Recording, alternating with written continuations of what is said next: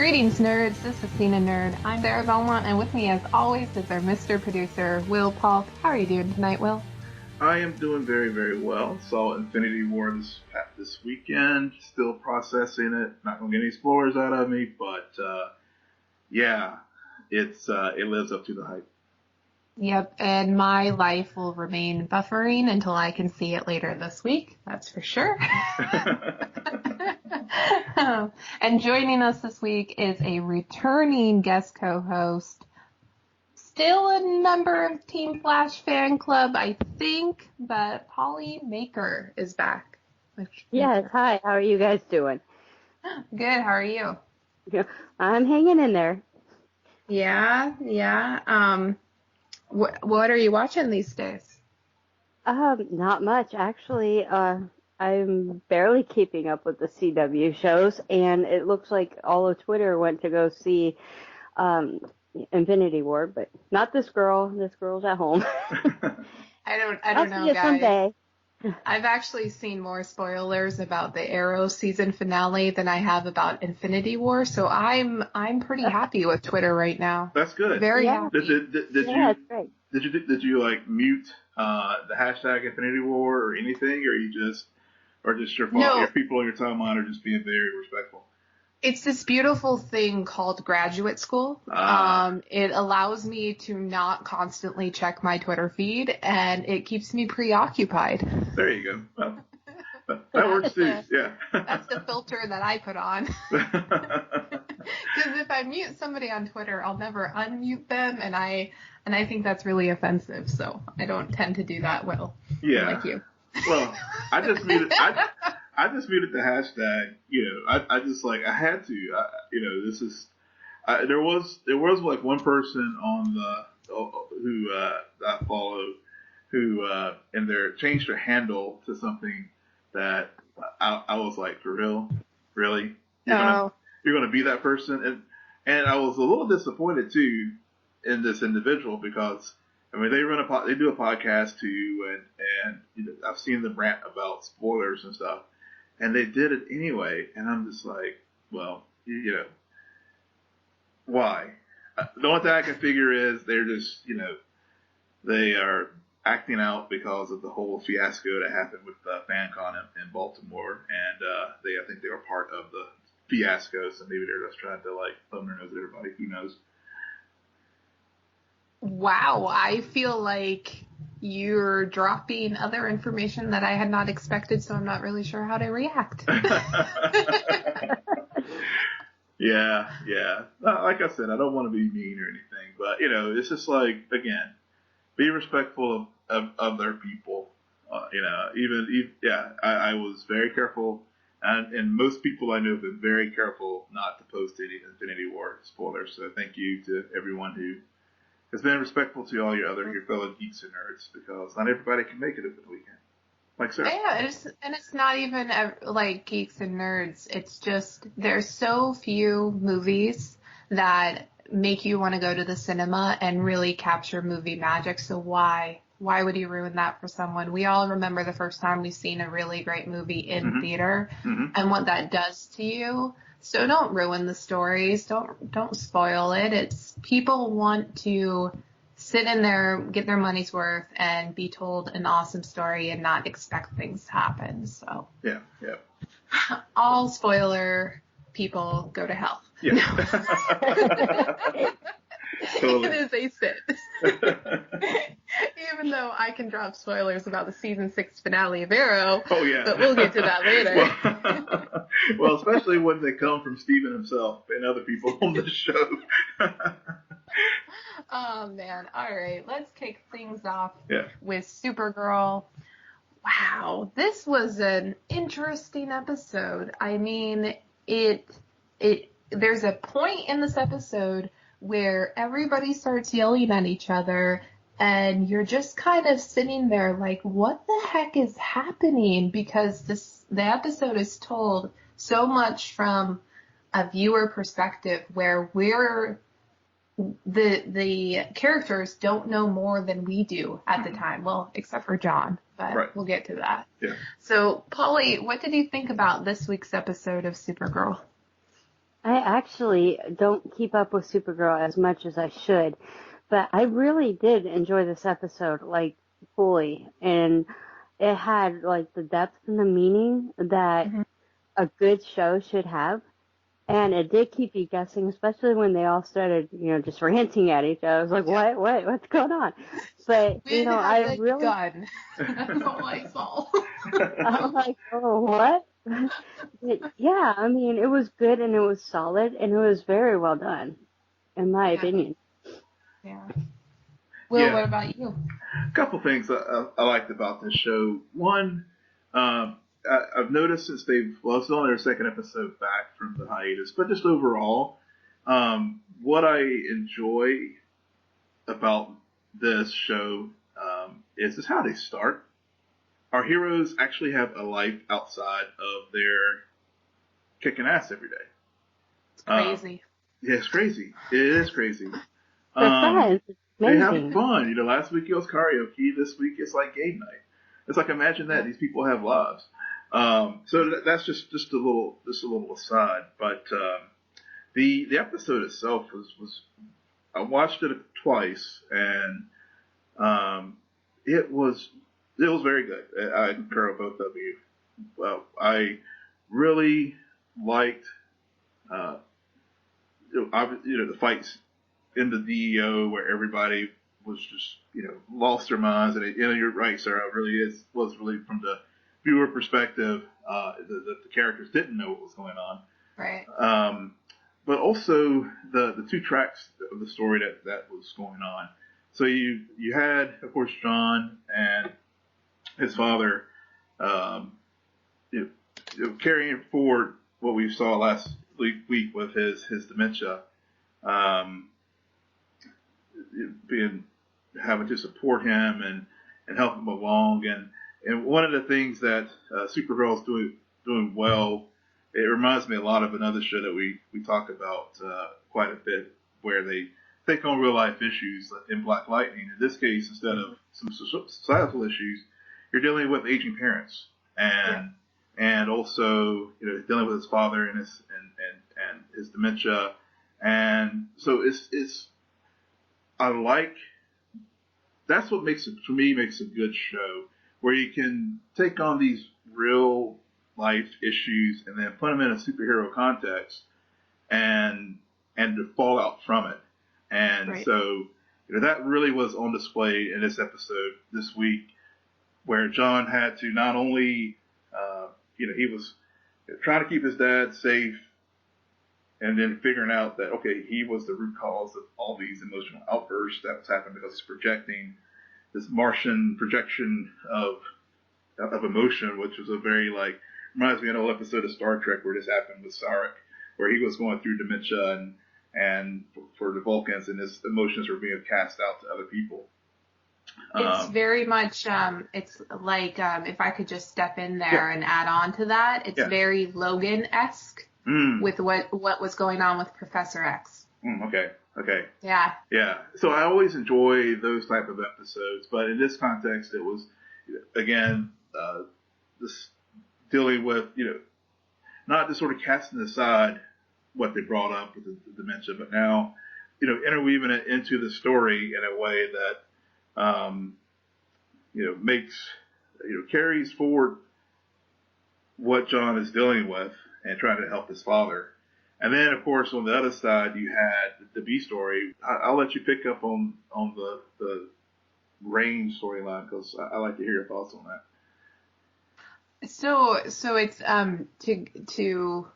100% agree with you. The father-son, the son becoming the father becoming the son, beautiful, very, and it hit me because I think how they made that work paid off, and it didn't come out of nowhere. It didn't feel random. It felt like progression from the previous week. And in regards to Lena and Sam, it worked well because Sam this whole time has been constantly losing time.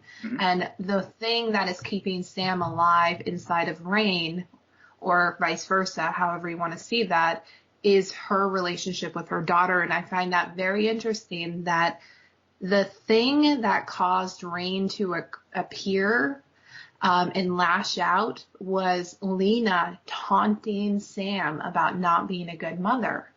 And so Right. it's curious to know if Rain has developed a maternal bond with her daughter, and to a point where that's gonna compromise Rain down the line to her overall plan, because that kind of maternal love is a human feeling, and Rain isn't human. She's not supposed to be that. She's a weapon. Yeah. And did anybody catch that when there's a moment when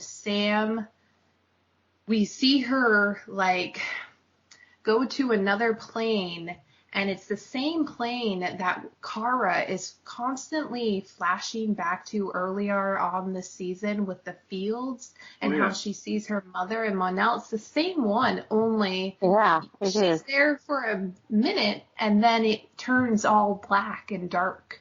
Pestilence. Yeah. Yeah. So thoughts. Well, I think it's setting up for what the next the third world killer, which is the pestilence. Yep. And we have this lush field and it's very hardy and stuff, and then of course you got this blackness with rain, and this third world killer that Monel and the team are looking out for. So yeah, it is some foreshadowing to what we will probably see here shortly in the season, where this other individual comes. Really appreciate good foreshadowing. This is good foreshadowing, unlike some other shows. But this is, like I said, I haven't really kept up with it, but I followed along great, and this was perfect telling of what is coming without actually just blurting it out. And the peace and everything that she felt in the fields, and like Kara experienced earlier in the season, it's just, and then it just twists. It's just so well done, and I really appreciated that. Right. Yeah. No, well, yeah. Yeah. Well, I didn't take it as foreshadowing, but now that you guys brought it up, I think you're right on with that. I think that is a good clue. Yeah, and also I want to pick up something that you mentioned, Polly, that I think shows how Supergirl has just grown and really started hitting her stride here in this third season, because you're basically parachuting in from not watching it as much and able to pick up on the story of what's going on. So I think they are. I think it's a testament to their writers and production team of being able to tell a story in a good way that casual viewer can come back in and not miss a beat. It's pulling things from the past so that I understand what's going on. From previous episodes, I assume, but I can still follow it and I can fill in the blanks. It's not leaving me hanging up in the air, really going, what is even happening? And it's giving enough about what's going to happen in the future that, if I reluctantly don't get to watch it again, it's going to keep pulling me back into the story. And that's a really hard thing to do, it's like a book. If you open up the middle of a book just to see what it's like and you read one chapter, you need to know enough in that chapter to get the past and enough to make you want to watch the next chapter or to read it. It's just a perfect balance, and they're doing such a good job with the writing, especially this season from what I have seen. Yeah, absolutely. I mean, and I'm sure now you ship Caramel, because that ship, talk about past. I love what they're doing. I'm glad that they've kind of, since coming back to the break, they don't want it. They're not using Emra. They're not showing Brainy, but they're allowing Monel to just prove himself to everyone he used to know, as a jerk, as Kara puts it in this episode. You were a complete jerk. And to go off of, Polly, what you're saying about they're not including dialogue that kind of is dumbed down or anything. They allow viewers to open interpretation. And I think in that big argument with Monel, what Kara really was saying is that you became the man that I wanted you always to be, and I don't get to be with that man, and that's not fair. And now you're with this other person, and she gets all of the benefits of my hard work. That's bullshit. Yeah, I mean, I get it. And then, they say cut, and Melissa and Chris are together in real life, and I'm sitting here like, that's not fair.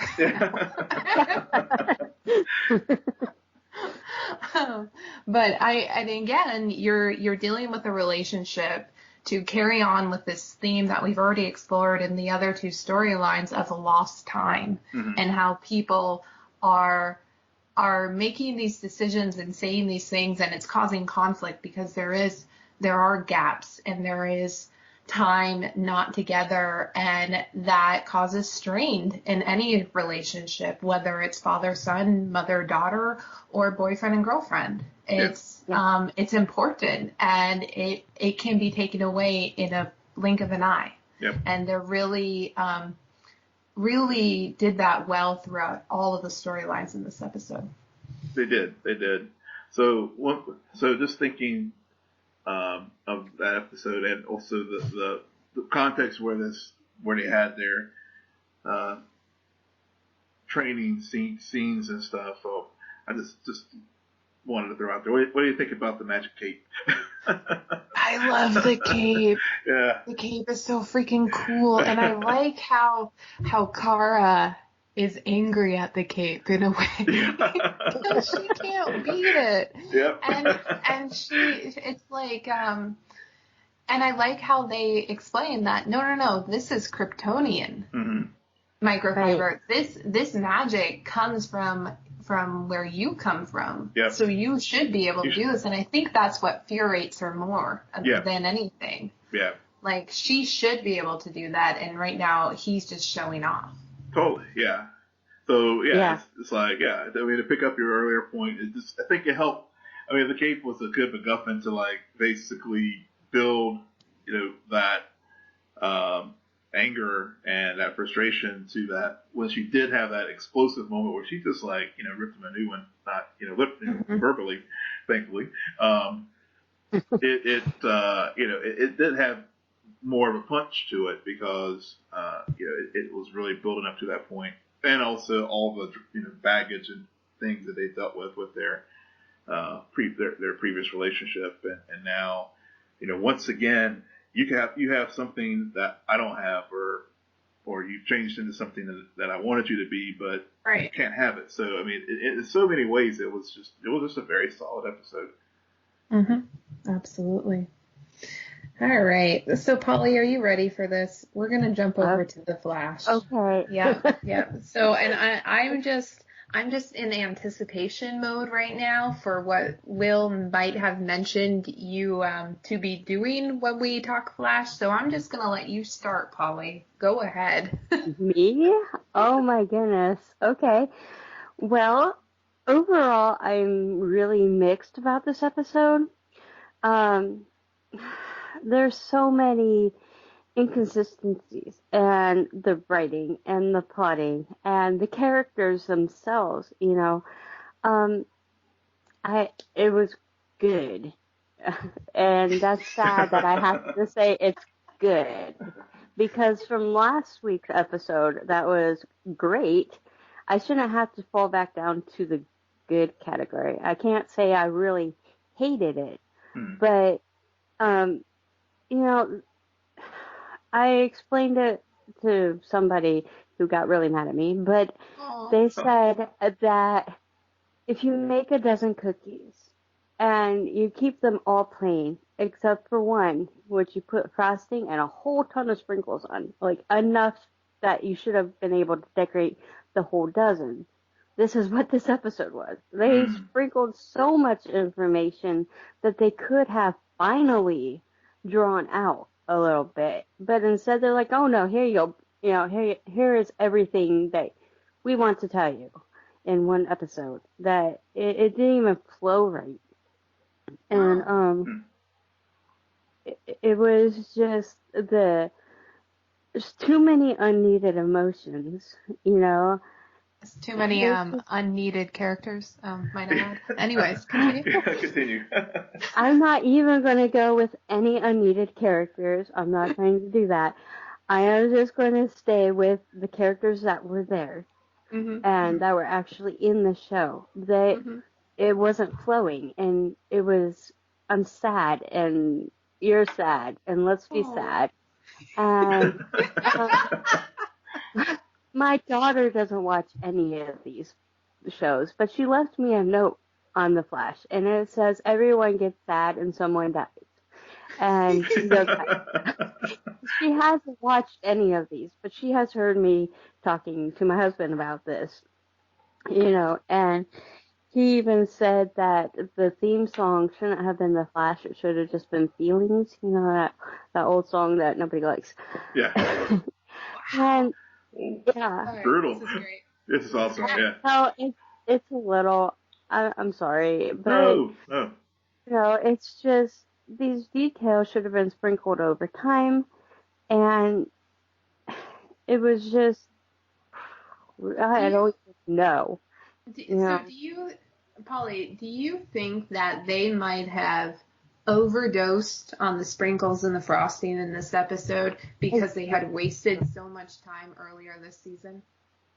I don't know if it's because they realized that over time this whole season has been regrettably slow and has not lived up to the hype that I was really hoping for.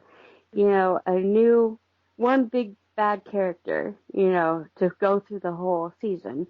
And then, just like a comic book, every week we had to deal with these little side people. They could have had so much. They had so much potential. And I don't know what they did with it. It's like they tried to put it into one show. Right. No. Okay, well, are you still wearing the rose-colored glasses that you had on last week? No. I will. I will go there as far as like one character we could have done without, which, and I know I don't want to steal your thunder, Sarah, so I'll let you completely finish the thought. But all I'll say is, yeah, Laurel Lance, Earth X, Laurel Lance, completely underwhelmed. Once we were finally getting the things back into DeVoe, we go off onto this other character. I don't know, you know, really didn't have. It was just like, all I could figure is the Berlanti production tree is just like doing all these make nices to Katie Cassidy at this point. I mean, for what happened on Arrow. Because otherwise. What happened to her? I'm sorry. I don't mean to interrupt, but where did she go? Oh, the original Laurel. The original Laurel. No, I mean from Earth X. The one that came on the Flash. Barry punched her to the roof. We don't care where she went after that? We don't care where she went until we need her again. Okay, yeah. I'm just making sure I'm correct on this. Yeah. It was just like, really? Okay, I'm not going to waste any more time on this other than, yeah, Sarah, I like to put your notes. I mean, you know, we'll see this character in Black Lightning.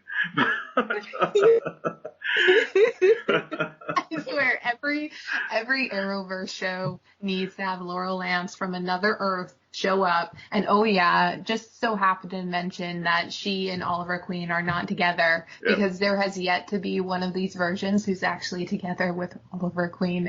That's what I find to be the most amusing thing. Yeah, it's like they just love to stick it to all to the folks. But anyway, getting back to the Flash. What I did like about this episode, but also was frustrating as well, was having Wentworth Miller back. He's the best. I mean, he was just chewing up the scenery he's like, I'm going out, I'm gonna go out, just chewing up every last piece of dialogue I can But if it Captain Cold or Citizen Cold, whichever version of Leonard Snart we get, it's always a joy.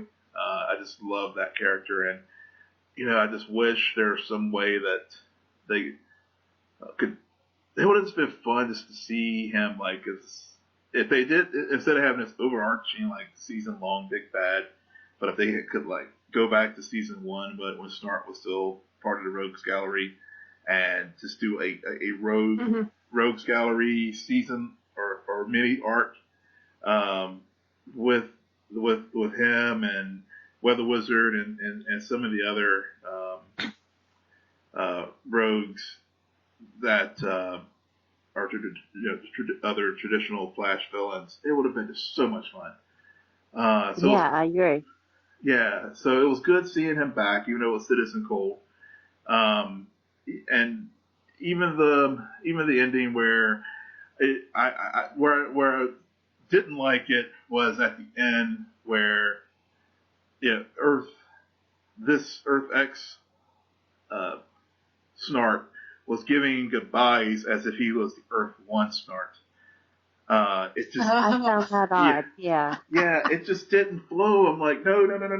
He's, even though I love the moment with Barry and Cisco. That was just, I did laugh out loud whenever he's like, that was the best. Yeah, best. He's like, that was funny. Really? Yeah, that was the best. Yeah, guys. Yeah, I mean, really.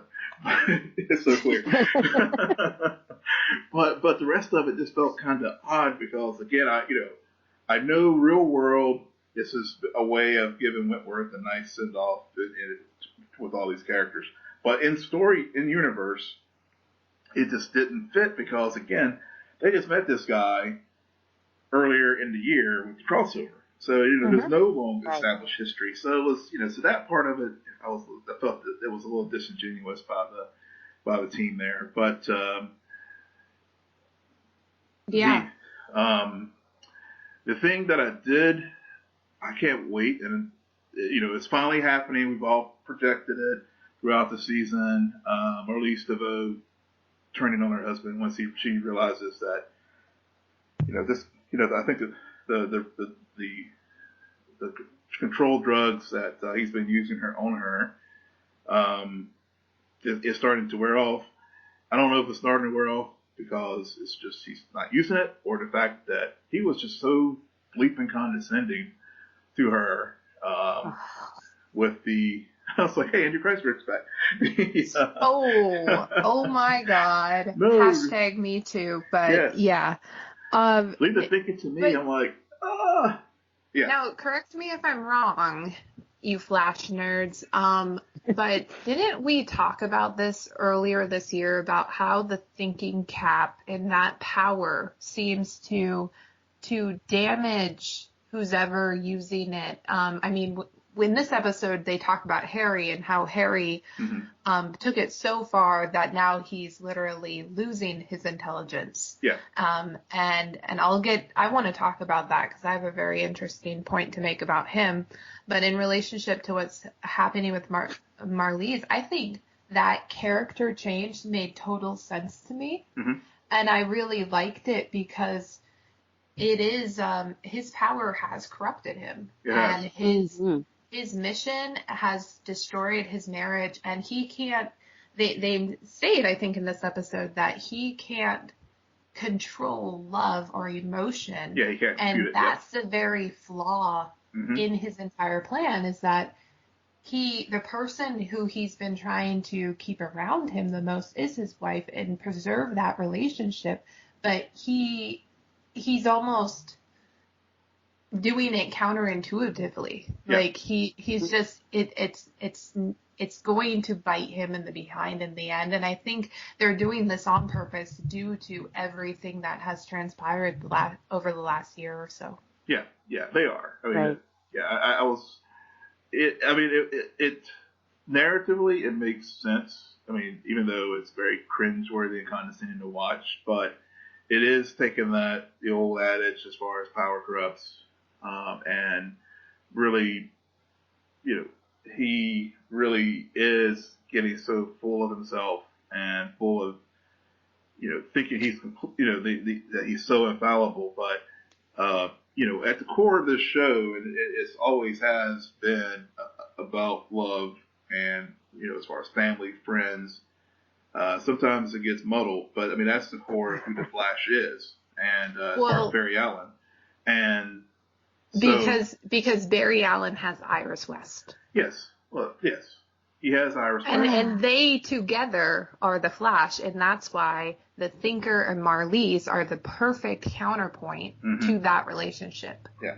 Right. Yeah. Sorry, you can continue. I just that's exactly where I was going with that. Okay, good. And so, even though everybody, We Are the Flash has become a punchline a lot, especially on social media, but it is true. And so, and as you rightly pointed out, I mean, they specifically said that he failed to compute love in the equation. And so that's going to be the downfall of the Thinker when we get to the end of the season. Yeah. I guess, Polly, I chose this week to eat my cupcake without the frosting and without the goodies because I didn't mind this episode. I really didn't. Oh, wow. And I think it's also because last week I remained neutral and skeptical. Unlike somebody. And I did not drink that Kool-Aid. Yeah. Rightly, yeah. But no, I actually was fine with it. Anything with Captain Cold and the Laurel Lance and the bigger plan, I didn't really care for, but I liked a lot of the character beats.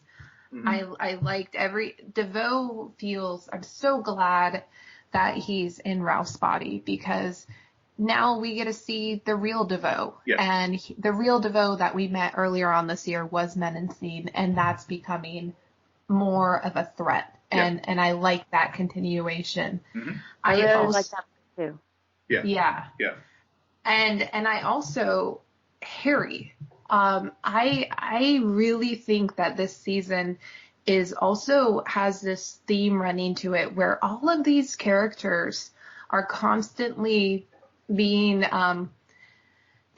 confronted by their own morality as a hero because their powers are what's being taken away from them. And you see both Harry and Caitlin deal with that in this episode, this realization that they're defining themselves not on who they were before, but who they are now and who they are now with power. And once that power is taken away, they don't know who they are anymore. And that's so sad, and also makes you think about, like, well, are you putting too much of yourself in the power that you hold? Mm-hmm.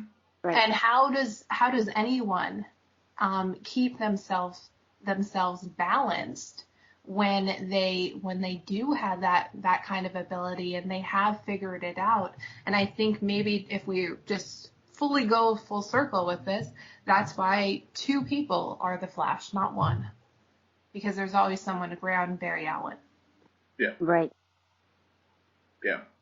Yeah, I think you're right, and I'm glad that they carried. I know last week we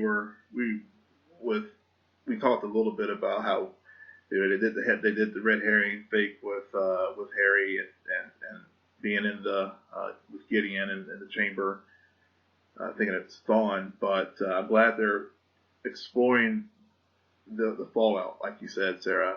It makes, because throughout the season, Harry, he's touched on the frustration of not being as smart as a thinker and feeling like the extra wheel on the team and not contributing and being frustrated by that. And so he made a choice that he made, breaking his promise to Cisco, which again is another trope that we see with this family. They love each other, but sometimes they don't always make the best decisions. He is now having to deal with that, and also originally trying to deceive everyone by hiding the fact that he was using the dark matter. Now, because he did use the dark matter and has overloaded him, and now he's got to he was carrying on this whole deception with Cisco now that he is losing his intelligence. And, you're right, it is getting to that morality as far as, how you define yourself and what kind of person you are. And, at its core, well, maybe not at the core, but I think one of the things we see with any incarnation of Wells is they have a funny relationship with the truth. Yeah. And they also have a father-son relationship with Cisco. Yes, they do. They do. Yes. And that father-son relationship and how sometimes children disappoint their parents and parents disappoint their children. And every season we've seen that woven throughout Harry, any fill in the blank first name Wells with Cisco, and so it's I like it, and whenever I saw the preview for the Council of Wells coming up, I was a little worried, but now I'm feeling okay with it because I think whatever course corrections they've made in the writers' room throughout the season, they've made enough that I think this upcoming episode, whenever they reconvene this body of Wells's, it won't be the letdown that it was the first go round. Right. Because we're dealing with a Harry who is losing his intelligence, and I don't know if he'll get it back or they come up with a means of preserving what he has or what, but this theme of loss is going to continue forward. Polly, I know you didn't really like this episode, but what are your thoughts on Barry's new grief, or his grief over what happened with Ralph? Okay, this, I don't know. It was just, it's kind of hard to explain, but it was almost too much grief. Really, Barry and Ralph knew each other, established for a while. I mean, back in the CCPD, he trained Ralph this whole time, but yet the relationship wasn't this fantastic. He really only liked Ralph for like 5 minutes. An episode and a half. Continue. Okay, yeah, about an episode and a half. We'll give you that. So, the deal is Barry had a lot of grief in his life. His mother, his father, other people that were way, way closer to him than Ralph. And, he's sad at the beginning. He goes to a therapist, which is, it's fine. It's a good way to deal with your grief. And then he breaks down to Joe, which really technically should have been that breaking point that, okay, I have grieved. I am over this guy that was my friend for an episode and a half. And instead he goes back to the therapist. Again, we got the message is the deal. And then I started thinking about it. I'm like, oh my goodness, this is sad and we're sad and we're going to keep talking about this. I'm like, maybe he's not completely sad only about Ralph. Maybe he really never grieved the multiple times he saw his mother get killed. Or, when his father died. He had to be strong. He had to be the hero. Although he had these people around him that would be more than supportive. He took it all on himself that this is my fault. And just like last season with Iris, I'm not fast enough. This is my fault. When really it wasn't. So, it's one of these things where the episode was a little overdone with it, but you can kind of get what they were pointing at. I just kind of think it should have stopped after he tried to Joe, basically. Yeah. I mean, they teased it as a mystery. It was well, why is why is Barry so upset? He only knew this guy for like a minute. Yeah. No, but all joking aside, I that actually kept me like really thinking about it, because last week when Will and I were talking about the episode, Will totally fanboyed about Ralph, and I was like, that relationship has been very shallow. And so this week I was kind of like, no, is Will gonna be right or am I right? and so I somewhere in the middle. Yeah, somewhere in the middle, because I felt like this episode just proves to me how Ralph should have been Cisco. Cisco should have been Ralph. If they had done this storyline with Cisco, it would have worked. Because it would have been much better. It had that brotherly love that they have for each other. I mean, these guys are closer than brothers, and Ralph is just like, oh, yeah, I took a job. Yeah. You know? It would have had stakes. It would have been, and I understand what they were going for. It is a different type of grief, because it's not that he felt responsible for causing it. He felt responsible for this person who's been welcomed into this team, into this family, who told him right before it happened that he would die for these people. And so there was a commitment. So that is a different layer of grief and mourning and loss. Right. It's just, you can't build that in a few episodes, because yes, Ralph has been becoming a hero for a majority of the season. Barry Allen's been behind bars for a majority of the season, it feels like. Yeah. So it's not the same. Yeah. But I think Polly made a good point with what you said.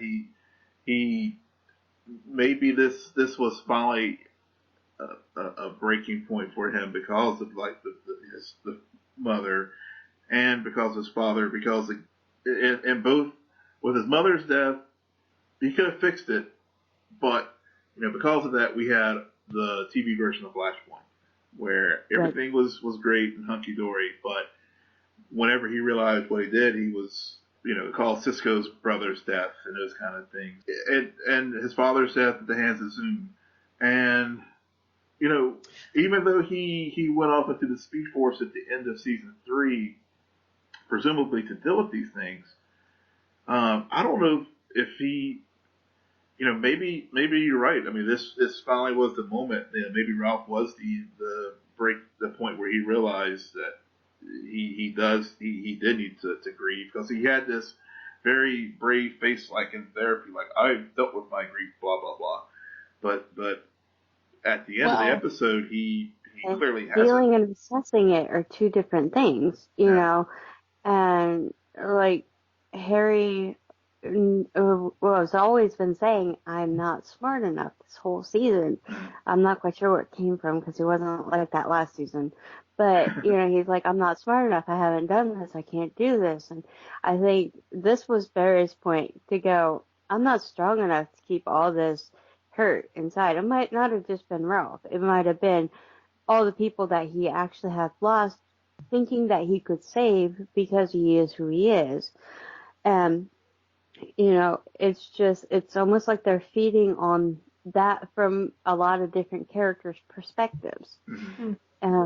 Like Sarah and you both said, they're depending on their powers too much. And, once you take away the powers, they're still superheroes, it's just they're almost like they were trying so hard to be these heroes with all these powers, and once they're taken away, they're suddenly lost on who they are. And that's not, your power doesn't define you. You should define your power. And I really think that's what I'm hoping. That's what they're trying to pull into this. I might have been hard on the episode, but this is why I liked it, because I was hoping that these little moral lessons of everyday life were getting somehow strewn in between, what other people might actually be seeing. Right. Yeah. Right. The only thing that I'll have to add on about Barry's grief is, do not forget what he did with his big investigation over his mother's death board in his office. He replaced all of it. Yeah. Earlier this season. He did. And they made that very like stand out to kind of make you think like he had dealt with all of his grief, and maybe it is resurfacing.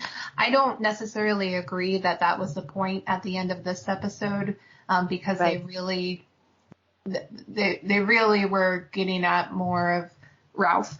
I don't know why.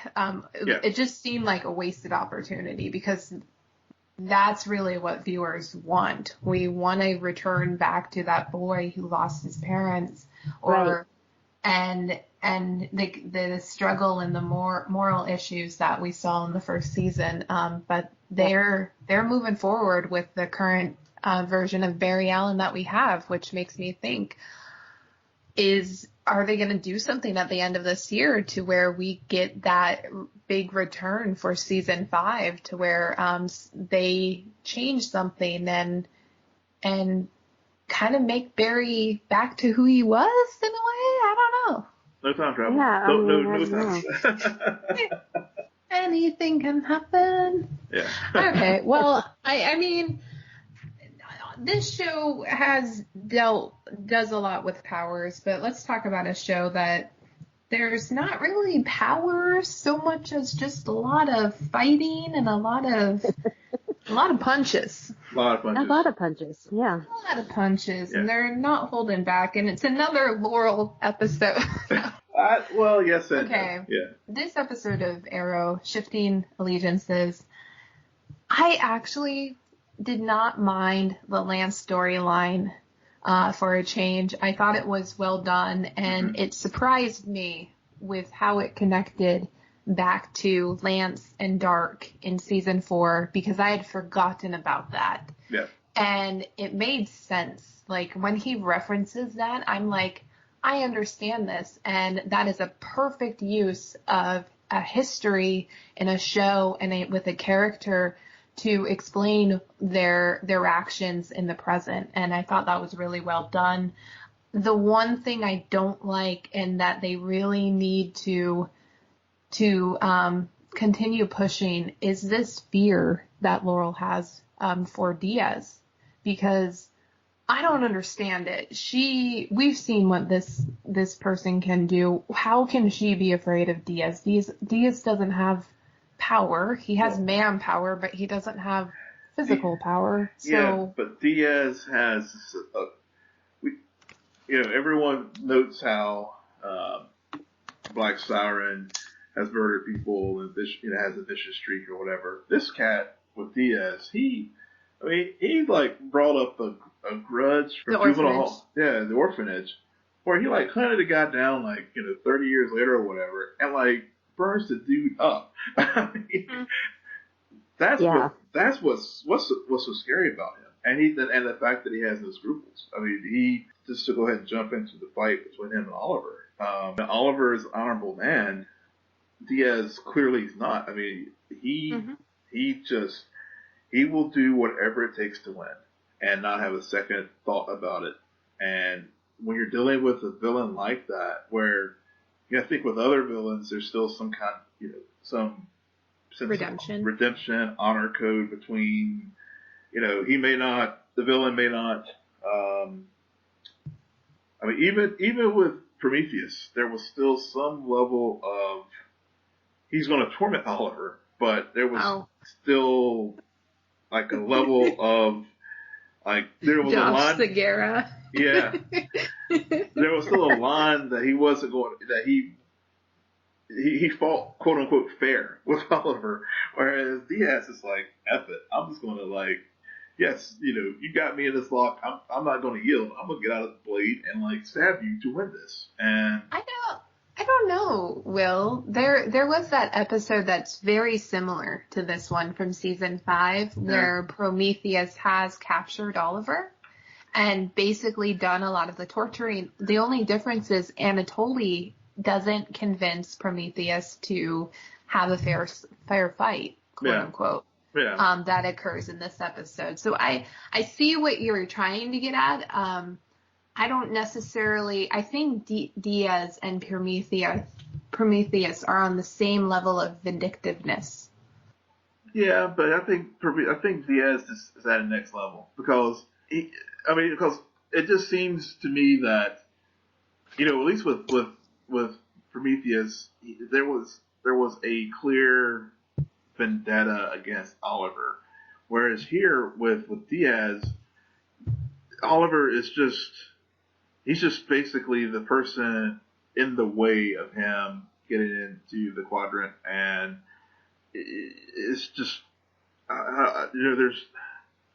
there's no sense of a personal history between those two that would call that drives to be that motivation point to torment, whereas with Prometheus there was.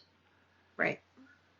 No, that's a good point and a good comparison that I understand, because with Diaz, you're not going to have this personal motivation interfere with the overall plan, which for Diaz is to take over Star City and to get power and to really show no weakness. Like he's obsessed with strength and some control, and you're really starting to see that. Polly, what did you think about this episode of Arrow? This episode was, I really liked it.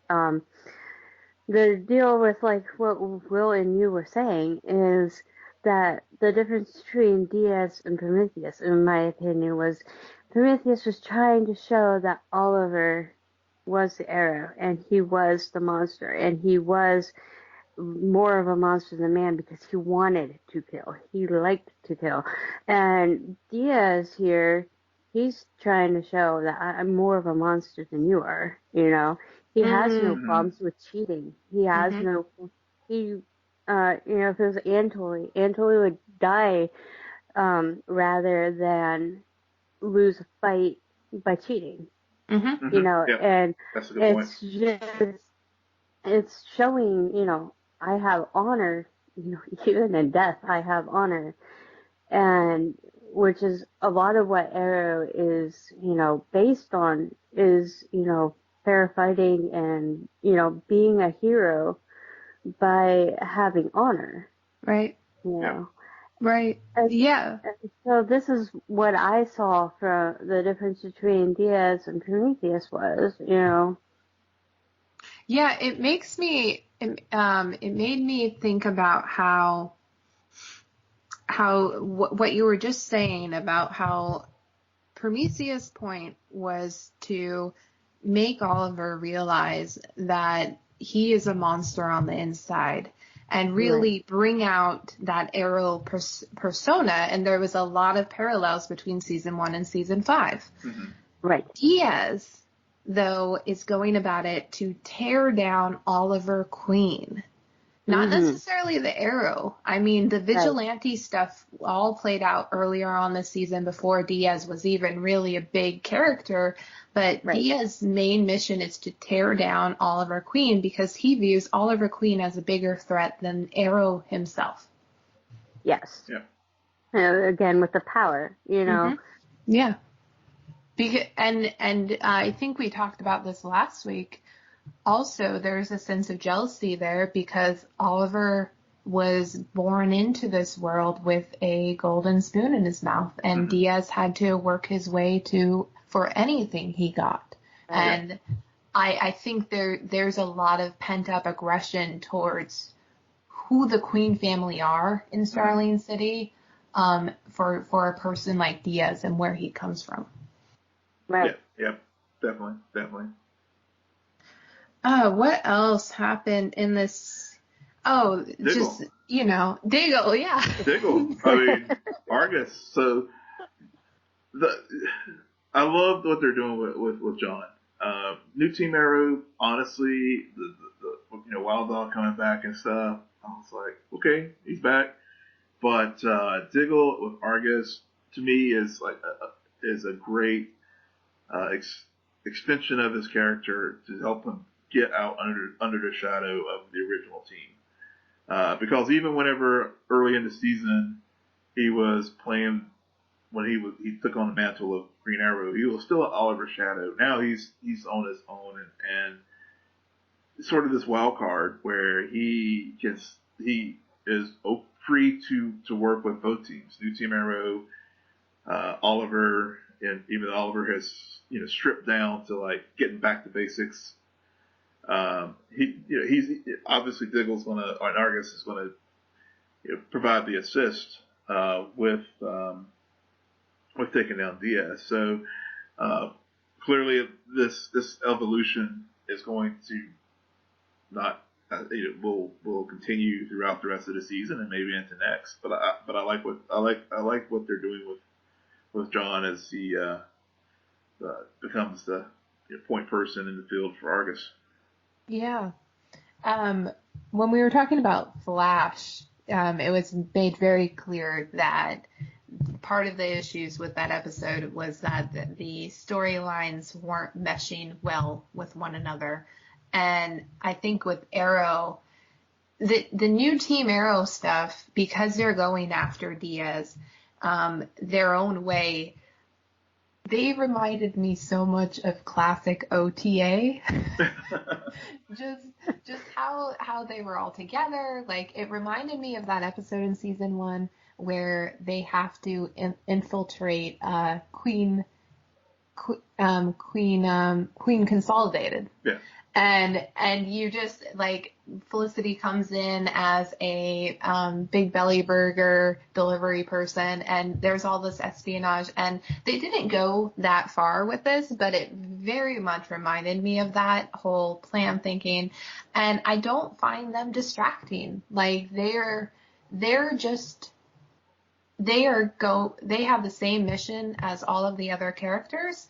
They are motivated by things that have affected all of the central characters, and so everything that they're doing makes sense. It's not my favorite part of the episode, no, but I'm also not distracted by it. Yeah. I mean, I think they did a good job of managing, again, because we're getting a very full slate of people on screen for an hour.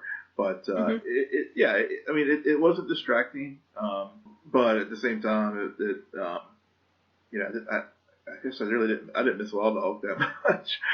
Right. Yeah. Right. Yeah. All right, guys. So do we want to talk about the spoilers of season 6? Do we? So do you guys want to talk about the season 6 season 6 finale spoilers? I had to be completely fair. I've seen only still photos. I haven't seen any footage. Footage, yeah. Yes, me too. I haven't seen anything, so you go ahead. Okay, they basically, listeners, if you don't want to know anything about it, please stop listening now. But here's what is being observed, because Will's right. We haven't seen any footage and we're not really sure of the context, but there has been images posted that clearly shows Oliver heading off to jail, and saying goodbye to Felicity and William. Now, Stephen Amell has also posted a image of himself in the Arrow suit, and he says it's the last scene. So I think it's going to be some kind of montage where then they go to him like in the full regular clothes and getting carted away as well. But it does seem like that big twist that Guggenheim said was coming is that we might begin season 7 with Oliver Queen in jail. Yeah, 25 to life. Yeah, I mean, I guess there was some other. Clearly, there's going to be something. Some of the still photos I've seen were from Bam Bam. As far as there was a post of the metro station.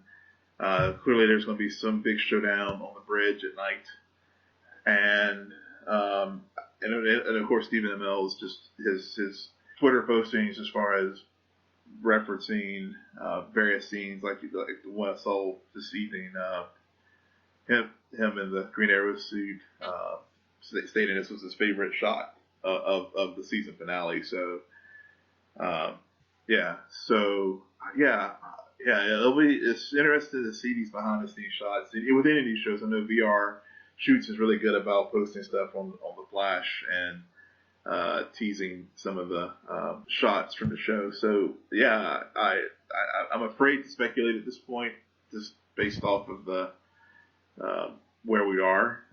Because of the next week, we are going to see Oliver on trial. It looks like Colin Donnell's coming back to. Freaking Tommy. Yeah, Tommy's back, or a version of Tommy is back, given that we have You the know who I multiverse. think it is? Who? I think it's You think? It's that character that they showed in season 5, Moving Target or something. He's the guy who pretended to be Oliver Queen and then got shot. Right. Oh yeah, I remember that now. That's right. I think that's who Tommy's gonna end up being. Okay. And Felicity concocted some kind of secret plan, and she better have told Oliver about it, or he's gonna really, really shut it down. Maybe that's the goodbye that we see. Because that's the only, I was looking and I'm like, while watching The Flash, I'm like, did any other strange Earth X person? Oh wait, no, he died during that crossover. That Tommy died, yeah. Yeah, Tommy as Earth 10 died. Earth X died, yeah. Oh man. Yeah, so like I said, I'm afraid. I've seen it. I don't want to. I mean, I know we like this theory spiral on here, but I need a little bit more before I can concoct a good theory. Well, all right. Sorry, Sarah. It's okay. But okay. Listeners, if you did stick with us, give us your thoughts. Yeah. Well, Polly, it's been great having you on the show tonight. Why don't you tell listeners where they can find you? You can find me on Twitter at P_Machor, Machor. Other than that, not too many places right now. You can also find it don't forget you're on Flash Chat too. I am on Flash Chat as well. It's just hashtag Flash Chat every Tuesday at 1. Very modest, very humble. Bill, where can they find you? You can find me at Will M. Polk, WILLMPOLK. And you can find me on Twitter at SJ Belmont, SJBLMONT. Find us, follow our crew on Twitter at SNN Nerd, friend us on Facebook, but most importantly, rate, subscribe, and comment on both iTunes and SoundCloud. And you can find us on the iHeart Radio app. Good night, geek out. You're welcome.